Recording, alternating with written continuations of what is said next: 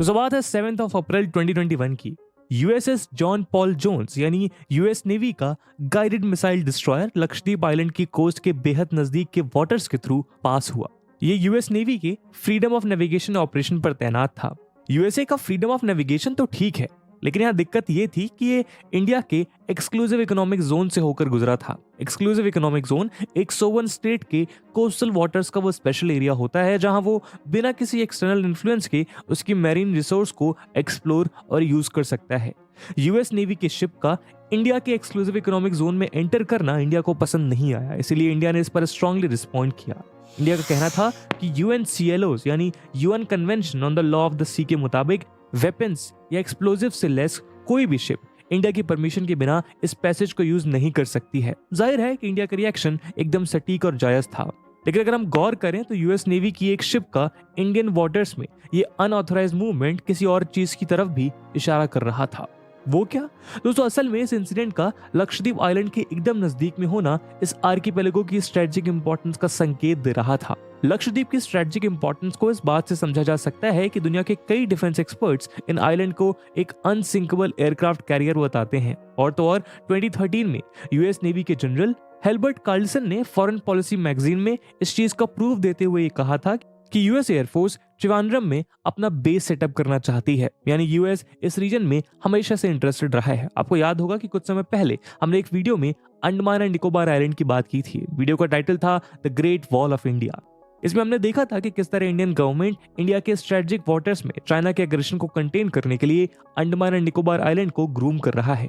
इसमें हमने इंडिया की अलग अलग स्ट्रेटजीज को डिस्कस करते हुए देखा था कि कैसे ये आइलैंड इंडिया के स्ट्रेटेजिक डिफेंस में क्रूशियल रोल प्ले करते हैं। लेकिन दोस्तों, जब बात इंडियन ओशन और उसमें चाइना के कंटेनमेंट की होती है तो इंडिया के पास एक और शानदार हथियार मौजूद है। जी हाँ दोस्तों, हम बात कर रहे हैं लक्षद्वीप आइलैंड की। अंडमान एंड निकोबार की ही तरह लक्षद्वीप आइलैंड भी इंडिया के सबसे क्रूशियल स्ट्रेटेजिक एसेट्स में से एक है। फर्क बस इतना है कि अंडमान एंड निकोबार हमारे ईस्ट में मौजूद है तो वहीं लक्षद्वीप हमारे वेस्ट में। लेकिन अपनी इस स्ट्रेटेजिक लोकेशन के कारण ये आइलैंड भी हमारे लिए उतने ही अहम हो जाते हैं। हाल ही में इंडियन गवर्नमेंट ने एक सिग्निफिकेंट डिसीजन लेते हुए लक्षद्वीप के मिनिकॉय आइलैंड में एक एयर स्ट्रिप को डेवलप करने का प्रोजेक्ट लॉन्च किया है। एक्सपर्ट्स के मुताबिक इंडिया अपने इस मास्टर स्ट्रोक से इस रीजन में चाइना और पाकिस्तान के मिस एडवेंचर्स को कंट्रोल कर सकता है। तो दोस्त, यूं ही बीच में अटका रहा, लेकिन अब फाइनली इसके एग्जीक्यूशन की तैयारी हो रही है। इसका सबसे बड़ा एडवांटेज यही है कि इंडियन नेवी और कोस्ट गार्ड की वर्किंग को सपोर्ट करने के साथ साथ Arabian Sea, Gulf of Oman और द गल्फ ऑफ एडन में इंडियन एयरफोर्स की आउटरीच को भी इंप्लीमेंट करेगा।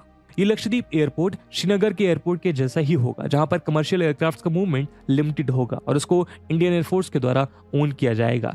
इससे इंडियन कोस्ट गार्ड इस रीजन में अपनी पेट्रोलिंग को भी इंक्रीज कर पाएंगी। उदाहरण के लिए कोस्ट गार्ड फोर्सेस इस रीजन में होने वाले सस्पिशियस मूवमेंट को आइडेंटिफाई और टैकल करने में चॉपर्स का यूज कर पाएंगी। इसके अलावा न्यू एयरपोर्ट के थ्रू यहाँ आने वाले tourist hassle free travel enjoy कर पाएंगे। इसके बाद उनको फ्लाइट टिकट्स और अकोमोडेशन के हाई चार्जेस से राहत मिल पाएगी। यानी कुल मिलाकर ये प्रोजेक्ट इंडिया की कोस्टल सिक्योरिटी के साथ साथ इसके कोस्टल टूरिज्म के लिए भी सबसे क्रूशियल स्टेप रहेगा। तो इस समय इंडिया की गवर्नमेंट को चाहिए कि वो इसके एग्जीक्यूशन से हर पॉसिबल तरह के रेड टेप और पॉलिसी इनकंसिस्टेंसीज को हटाकर इंडिया की लॉन्ग टर्म सिक्योरिटी प्रिपेयर्डनेस की ओर आगे बढ़ते रहे।